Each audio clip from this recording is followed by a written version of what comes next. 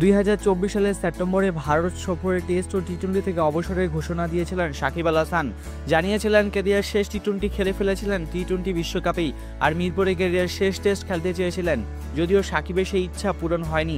সাবেক বিশ্বসেরা অলরাউন্ডার এবার জানালেন কোনো ফরম্যাট থেকে আনুষ্ঠানিকভাবে অবসর নেননি তিনি। সাকিব আল হাসান স্পষ্ট জানিয়ে দিয়েছেন তিনি এখনও বাংলাদেশের হয়ে কোনো ফরম্যাট থেকে অবসর নেননি।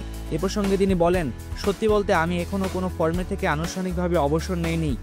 সাকিব জানিয়েছেন তিনি চান দেশের মাটিতে, বিশেষ করে মিরপুরে নিজের ক্রিকেট জীবনের শেষ ম্যাচটা খেলতে। তার ভাষায়, হ্যাঁ শতভাগ, এটা আমার চেয়ে বেশি আমার ভক্তদের জন্য। যদি সেটা সম্ভব হয় তাহলে সেটি হবে আমার আর আমার সমর্থকদের জন্য সবচেয়ে সুন্দর মুহূর্ত। ক্যারিয়ার শেষ দিকে সমর্থকদের মধ্যে একটা কথা বেশ প্রচলিত হয়, তা হলো সাকিব আল হাসানের প্রতিটি কাজের বিন্দুতে নাকি থাকে টাকার হিসাব, এমনকি তার নাম পড়ে যায় শোরুম আল হাসান। তবে সত্য হলো সাকিবই ছিলেন বাংলাদেশের প্রথম প্রকৃত বাণিজ্যিক সুপারস্টার।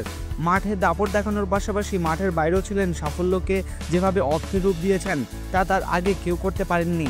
সাকিব বলেন, আমার মনে হয় এসব আসলে কিছু সাংবাদিক ও অনলাইন সংবাদ মাধ্যম বানিয়ে তুলেছে, ফলে মানুষ এমনটা ভাবতে শুরু করেছে। কারণ বাংলাদেশে আমি যেভাবে কাজ করেছি সেটা আগে কেউ করেনি। তাদের কাছে বিষয়টা ছিল নতুন, আর সেটা হজম করাও তাদের জন্য কঠিন ছিল। এখন যদি অন্য কেউ একইভাবে করে তাতে মানুষের তেমন প্রতিক্রিয়া হয় না, কিন্তু আমি যেহেতু প্রথম ছিলাম সেটাই ছিল একদিকে ভালো আবার অন্যদিকে খারাপও। তিনি আরও বলেন, তবে এটাও সত্য, মানুষ তাদের মতো করে ভাবতে পারে, আমি তাদের বিচলিত নই। মানুষ আমার সম্পর্কে কী ভাবছে সেটা নিয়ে আমি খুব একটা মাথা ঘামাই না। আমি শুধু আমার কাছের মানুষরা কী ভাবছে সেটাই আগ্রহী, আর আমার মনে হয় ওদের কেউই এভাবে ভাবে না।